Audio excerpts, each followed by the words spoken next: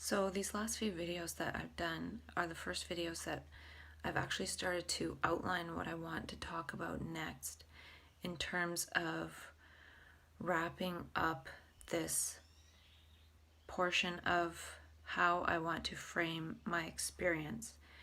And in doing all this context creation, I've been able to sort of move towards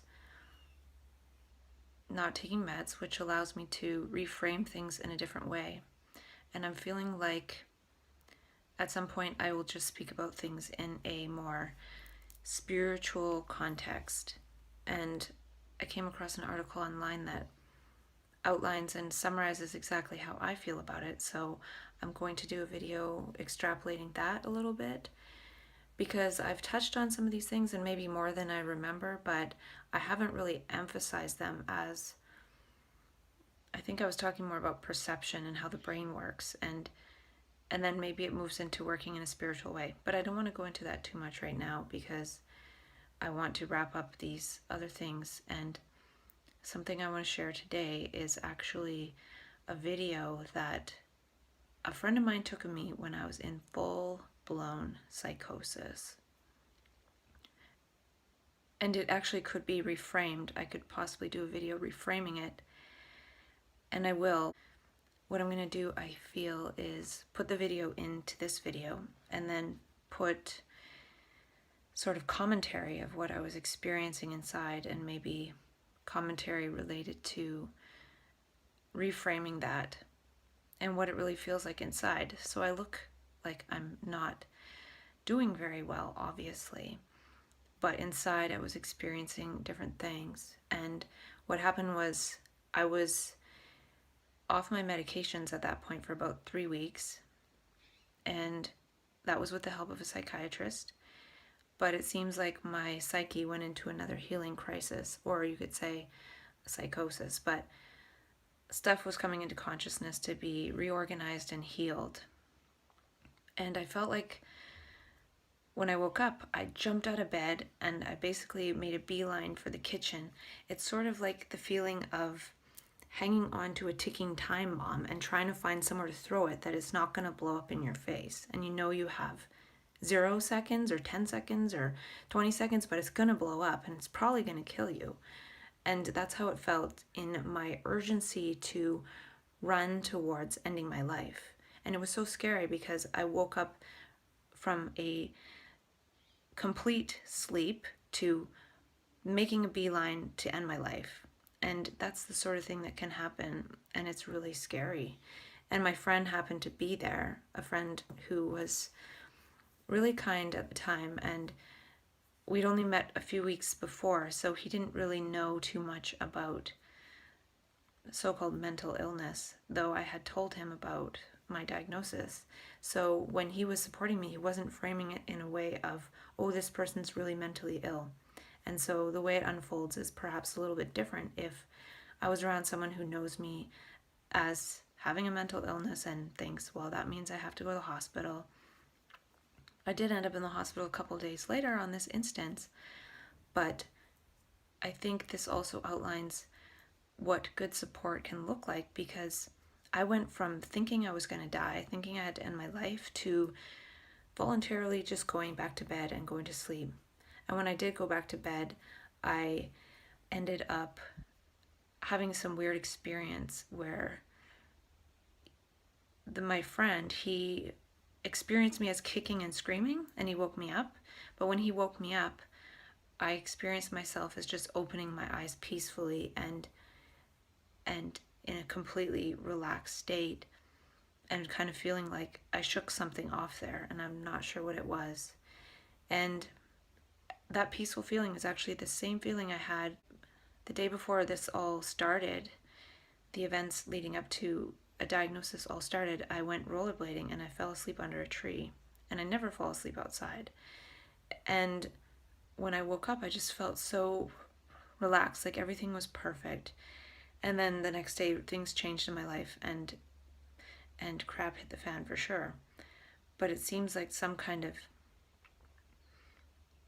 thing reorganizing in consciousness. And I could probably talk about this at length, and I don't know if I will, but by having my friend there, he was able to talk me back to going to sleep, and it didn't really save me because I did end up in the hospital, but I think had I had continuing support like that, maybe I could have continued to go through the process. And I have this feeling that the process at some point does complete. And even in that Veronica.org article I was reading, she said somebody reached out to her that said her son went through stuff for 1.5 years, and she had sleepless nights for 1.5 years supporting him, but then he eventually healed. And so people do heal through these things, and sometimes it takes quite a long time. And I really hope I don't have a 1.5 year scary process to go through, and I hope having the support of these vitamins actually slows it down somewhat. And that was another thing Hardy Nutritional said yesterday, was that when one gets one's energy back and one's sleeping 8 hours a night instead of 12, one really wants to go and do more stuff and be more active, but it's important to take it easy and still kind of go slow, because all those things can speed up the detox process. So it's this interesting thing where one has the gift of having one's energy and clarity and perception and aliveness back, yet not going with that too quickly. And that's something that could happen in so-called manias, that we get that aliveness back, but we go into it too fast. And I don't know if we can help it, but I feel like this next phase is really mastering that energy and mastering these states of consciousness. And I've had some insights into that lately, but if I start talking about it, it'll just build upon building, and I've had insights without even talking about it to myself. So that's, I guess, part of not going into it too quickly. Before, if I was writing and I started to have insights, or insights started to come to me and I'd write them down, it would just keep going and going and going. But I'm purposefully putting the brakes on it, like, okay, I wrote that down, it's in the notepad for later, and at some point I will get to it. So in a way, the energy is communicating something and wants to say something, and it gets all excited because it has a connection to a human being that might be able to bring that into the manifest. But the manifest human being still has to live one's life in daily existence. So the human being says, okay, that's nice, I recorded it down, and I'll get to it later when I have time. I'm not going to get into it, because the more I do, then the energy brings more and more and more and more. So just having that connection and recording it and acknowledging it and saying, yes, I will share it and express it, which is what the energy wants one to do. And I feel like if that energy knows that a person is going to express it in some ways, then it will back off a little bit and say, okay, well, I'll come back later. And it's happened the last 2 or 3 mornings. In the morning when I'm in the shower, this whole download of something comes to me. And so I go and I record it after I'm out of the shower, and then I go on with my day. I don't really get into it. And I think just finishing up talking about some of these things related to mental illness and mental health is tapering off that, and then tapering into talking about these other things. And the way the energy wanted to talk about it before I was even diagnosed with a mental illness. So I can see this self-embodiment is also self-mastery. It's mastering this energy of the self, which is the one self, which is all of humanity. It's not a personal thing. And it's something that arises in situations and creates. But anyways, I said I wasn't going to go into that. The point of also recording, when I write it down and sort of say to the universe, okay, yeah, I got it. I got the message. That's part of what led to this video, I think, was in that extreme state of consciousness, I was totally terrified. And I felt like if I was able to get it on video, it was witnessed. It was sort of made manifest and real. And in that way, if I watched it later or I knew it was on video, it was actually real. It actually happened. It wasn't just something that was a conversation with my friend that couldn't be accessed again and I might not remember, because it's hard to remember things when in that state. So I kind of want to remember what it was like. And I also felt like the witness of the impartial video would keep me safe somehow. So I feel like my friend was witnessing me pretty impartially and helpfully, but having the camera as an impartial witness. And maybe I wouldn't feel like I need a camera if people were able to actually be the eyes of the impartial witness, completely impartial, just witnessing, recording it with no judgment whatsoever, just like a video would do. So I think that's part of what helps with video, is that the video is an impartial witness. And by talking to myself all this time, I've been talking to an impartial witness, and not a witness that would actually warp that which is trying to be expressed. And maybe that'll happen later through people watching it someday, I don't know. But there's something about the impartial witness. What I'm trying to say is, there's this feeling in that state that one needs an impartial witness. One needs somebody to just be there to actually see what's happening and be impartial. So the opposite is, if I was in that state and there was somebody trained with mental health first aid there, they would say, oh, you have a real medical problem, don't worry, it's not your fault, I'm going to get you some of the help you need, I'll be here until I can pass you off to somebody who's going to funnel you into the system, or funnel you back to the system if you've already been in it. And that's sort of diverting the responsibility of being able to provide the space and the love and the unconditional receptivity and understanding, which is not understanding at all, not trying to understand, but understanding that one doesn't have to understand what's happening. Just bear witness, just keep the person safe, keep the body safe, because when the mind is in confusion, it can accidentally harm the body, because what's going on inside is not congruent with the outside.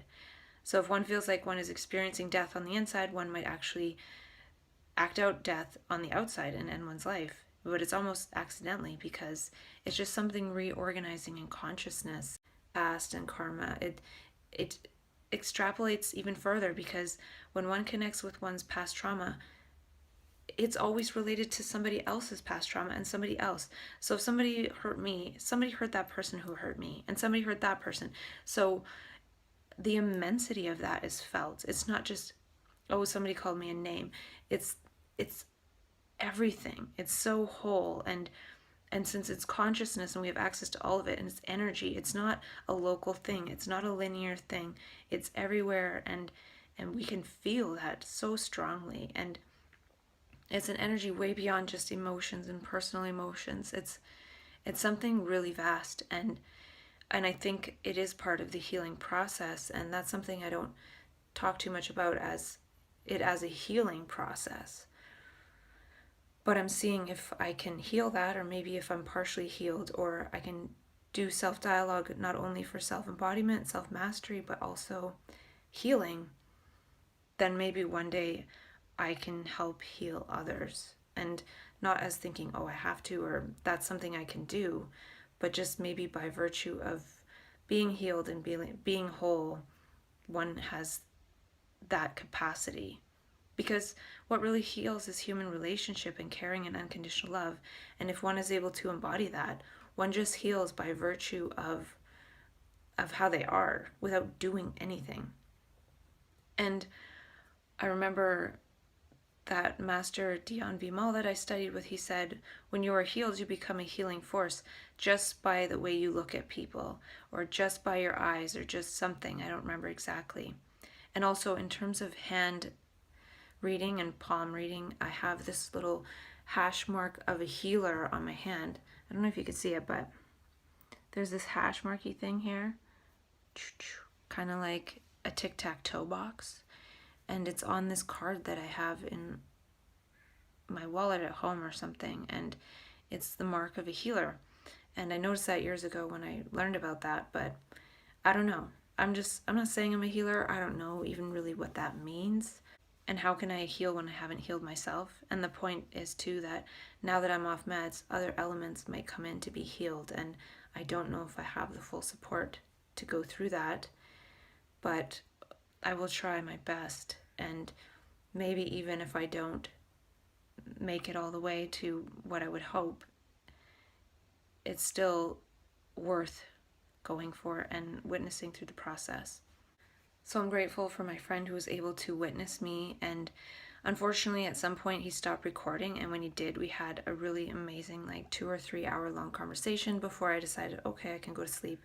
But the process continued, and then I actually ended up in the psych ward, I think 2 days later, after continuing to not sleep, and my landlady had given me a bottle of beet kvass, and I went to open it and it exploded in my face, and it felt like I'd been shot. It was warm, and it felt like a bloody murder scene. It was all over the place, all this red juice all over me, sprayed like I'd been shot. And sometimes I feel like that's how we relive our past lives or our past deaths, is symbolic events in the current life, like having a bottle of red fermented juice explode over the entire kitchen and one's body. And it reactivates a memory of a past death, of actually being shot. And that's what it actually felt like, that I'd been shot, and the terror of that. Even though really, in reality, I had just experienced this juice exploding over me. So I feel like sometimes these events in real life now can trigger a memory of a past life death. And that actually reminds me of the movie Reorganizing. And spoiler alert, don't listen to this next 20 seconds if you don't want to know what happens in the movie. But a woman in the movie dies by an elevator falling and actually taking half of her body with it as she's trying to crawl out. And then a man, through eye analysis, finds the next incarnation of her life when she's a 7-year-old in the next life, so 7 years later, and he goes to take her in an elevator, and she freaks out. Like, I can't go in the elevator, like, ah! And it was a country where they don't really have very many elevators, so it's not like she would have tried to go in one before. And then he realized it must have been her. So in the same way, it's sort of, there are these elements that kind of remind us, but we'll never quite know what that's all about. And I think that's part of the healing of the psyche in this process, and it's really messed up and kind of scary to think about. But I've had a few of those events where I'm in connection with a past life death, and then I sat right up, like with my front to the bed and like this, and I felt like somebody had slit my throat, and I could feel people around me watching me bleed out from the neck, and it was scary, and I couldn't move and I couldn't breathe until that process had finished. And the other death I experienced was when I was laying on my friend's lap and felt like I was in my coffin. And there was another one when somebody was trying to take me to the hospital, I wouldn't get in the car, and I felt like I couldn't breathe, and I didn't want them to shut the door. And it almost feels like a death of this life that I escaped. I feel like sometimes we die in this life, but we escape that death. And then since we do, it's kind of keeps haunting us in a way. But it's part of this invincibility thing. If one gets in a situation where they could die, but they're not meant to, they sort of are able to initiate this miracle structure in the brain that is able to help one out to get out of it. And it's really strange, and it sounds weird, but I don't know. I really connected with that in January, how I was able to get out of a really scary situation, and I don't know what it's all about, but it feels like some power, like that same energy that comes in when somebody's able to lift a vehicle off somebody else to save their life. It was that same power that was able to come in and save my life. So there's an equal power that would almost create me to take my life, maybe feeling like I didn't deserve to have my life saved, or I don't know what it is, and maybe I have to really go into that and figure it out. But for now, I will add in the video and put in some commentary, and perhaps after I watch it, I will do another video to sum it up, because I haven't watched it in a while, so I can't remember exactly what happens.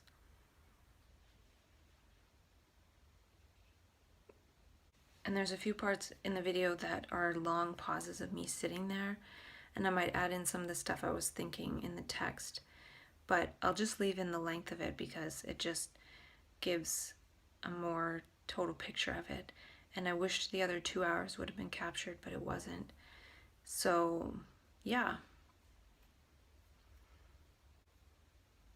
And that's the energy of it. It made me feel like crouching down and just, I couldn't move and I was freezing cold. And it made me feel like I was a homeless person because I was crouched down, freezing cold, sitting there, asking for love, asking for something. And it was only human love that could really save me. Whether I was a homeless person, that's the only thing that can really help a homeless person is human love. And even in that moment, I had human love of somebody who was supporting me through that. So I don't know if that was something I was connecting with because I was homeless in a past life, or if I will be homeless in a future life, or if I'm homeless in a parallel reality and I'm trying to shake off that possibility. And that's why I feel like it's important to create, because that possibility is there. It's a potential that I could easily be homeless if I went into it all that. The understanding of human love still warps me towards a possibility that I don't want. So if I had no human love, I'd likely be homeless, crouched down, freezing cold on the street, hoping for human love. But I have a loving family, but they don't necessarily know how to support me. So their human love puts me towards the psych ward system and the mental health system. And that's all they know how to do, and that's okay. And they were able to support me through a crisis in January that I didn't go to the hospital, and that was miraculous for me. And I feel like that love can come through humans, but there is also just that love. And if one can connect with that love in oneself, one has that love, and one can give that love, and then one doesn't really need that love. And I feel like that's when one is healed, when one can just give that love and doesn't really connected with being able to give that unconditionally. And had my friend been able to stay with me the whole time, he ended up leaving, and then when he was gone, that's when I ended up getting taken to the hospital. So we'll see what happens moving forward, and I just wanted to share that. And I could probably talk about this video for a long time, along with another video I made. But I'm going to talk about this, and then have other things to talk about, and other things to talk about, and other things, and other things to wrap up this mental illness portion. It doesn't mean that'll never come in, but again, I just want to feel complete with that portion, and then just speak in the terms that this energy wants to be speaking in terms of, not using it to transcend the mental health system, but using it to transcend the me, connect with love, and share that love, share this consciousness.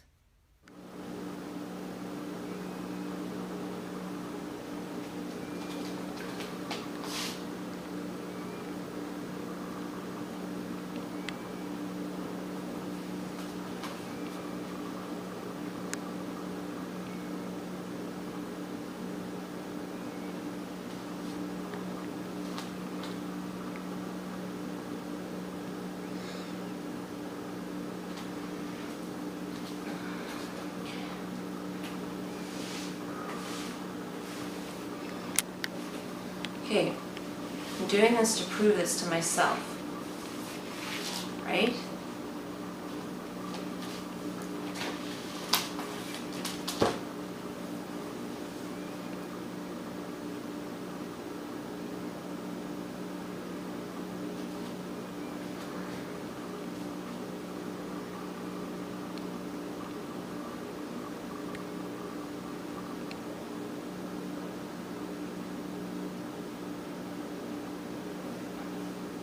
We survive death, right?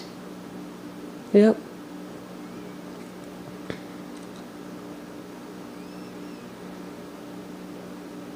I told you that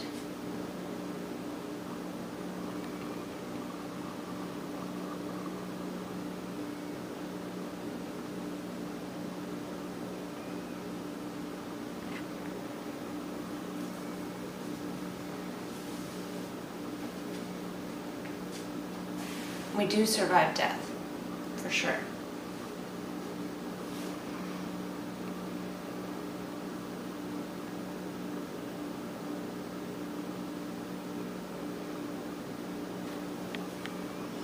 When we die in our physical body, we we do crap our pants.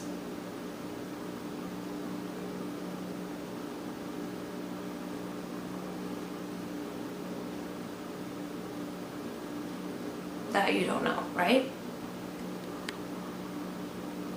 I didn't know that. It's true. I feel like I'm gonna crap right now. Like, so if I do, I'll help you to the shower.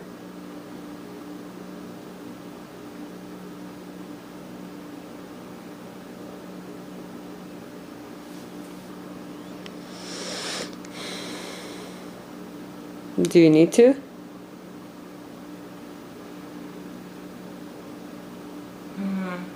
Okay, well, let's go to the washroom. I don't know if I want to though. You're not dying, okay? So... No, I'm not dying. My physical body is dying. That's what everyone thinks.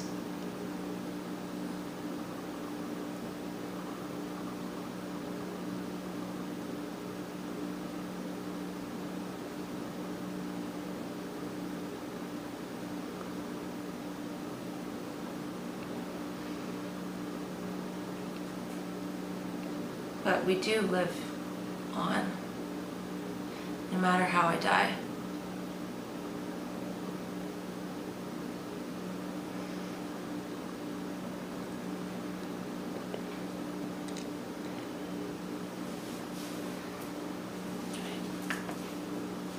Now, I don't want to die right there, because I'll end up crouching down, taking a crap, and ending up in like a panic room, right?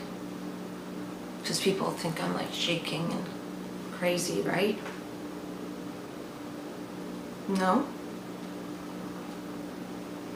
How are people gonna know that?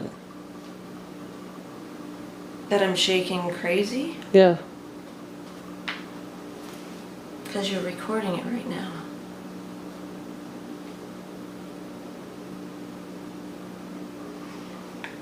People will think that I came off my meds and I went crazy. But I'm completely sane right now. I know. You know that, right? Yeah. Do you think something's gonna happen to me? No. And you shouldn't think so either. So we were sleeping in the bed together, right? Yeah. And you sensed you had to pull me out of the water or something? Well, I just suddenly woke up. And I reached for you. And I felt like I needed to hold you.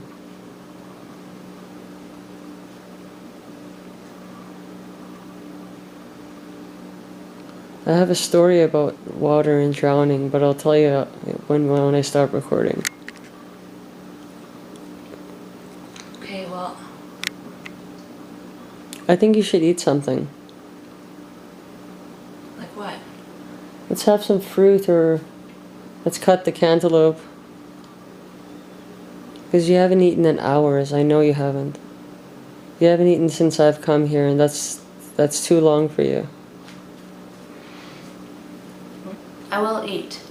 But will you take a recording of me? You want me to keep recording? Yeah. Okay. Stay there though. I'm just going to get a fork. I don't even think I want a fork actually.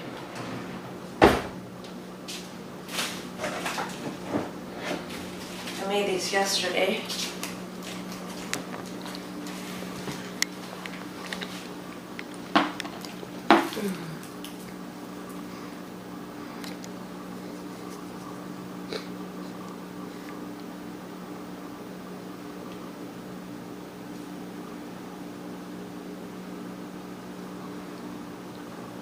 You don't want to sit at the table?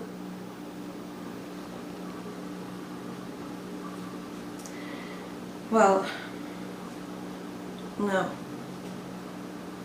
I just want to stay like this.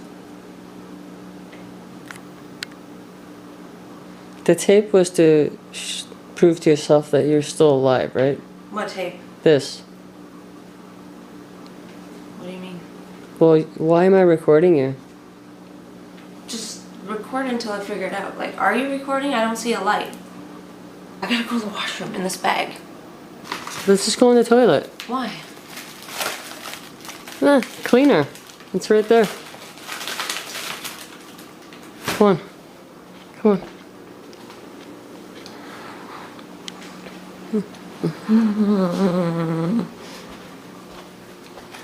Okay, will you promise me not to leave me while I'm going? No, I'm gonna stop recording. No. Okay, you want me to record you going? Yes.